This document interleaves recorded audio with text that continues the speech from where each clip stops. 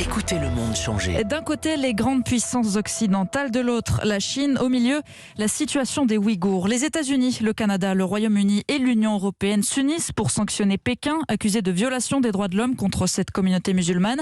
La Chine qui a aussitôt répliqué en s'en prenant à une dizaine de personnalités européennes. Jean-Jacques Herry. Une action coordonnée de plusieurs États occidentaux pour dénoncer la persécution de la minorité musulmane ouïghour. C'est une première en matière de diplomatie internationale. Concrètement, 4 dirigeants chinois de la région autonome du Xinjiang où vivent les Ouïghours sont visés.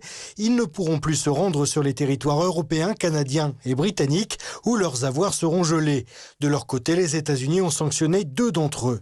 Mais la riposte chinoise a été quasi immédiate, confrontée à ce front commun inédit. Et pour ne pas perdre la face, la Chine a sanctionné à son tour une dizaine de personnalités européennes, dont le député européen Raphaël Glucksmann, très actif pour défendre le Ouïghour. Il est désormais persona non grata en Chine. Il se réjouit de voir l'Union européenne sortir de son silence. Il me sanctionne parce que j'ai mobilisé l'opinion autour du sort réservé aux Ouïghours et du fait qu'ils soient enfermés dans des camps de concentration. C'est une forme d'honneur qui vous est rendue par une tyrannie. Alors ces sanctions, elles sont largement symboliques, c'est pas ça qui va faire plier Pékin. Mais il y a enfin un front commun et une réaction ferme. Les mesures de rétorsion chinoises ont été jugées rapidement inacceptables par le chef de la diplomatie européenne, Joseph Borrell.